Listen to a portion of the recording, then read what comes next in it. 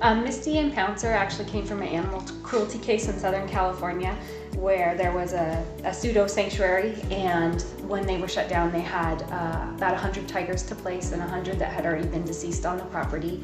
And there weren't very many people stepping up to take tigers, so we offered to take 2 of the tigers.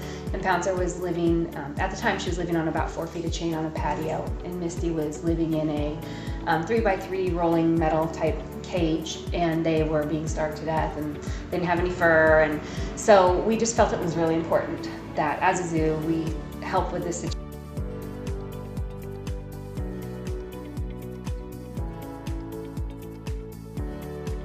We give a lot of things like boomer balls and bowling balls and things like that, so they kind of get the same things every day. So if the students could come up and do some research and come up with new ideas and new items, that would be great.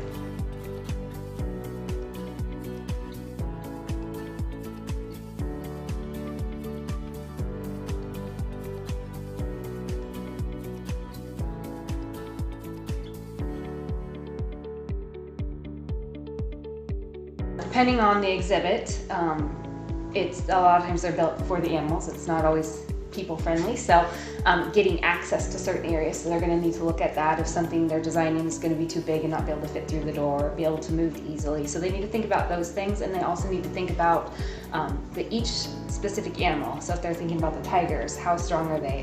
What do they use do they use their teeth, their claws? And whatever they're designing and building, they have to think about if an animal were to bite it or ingest something, is that going to be a problem? So there's quite a few different things they need to think.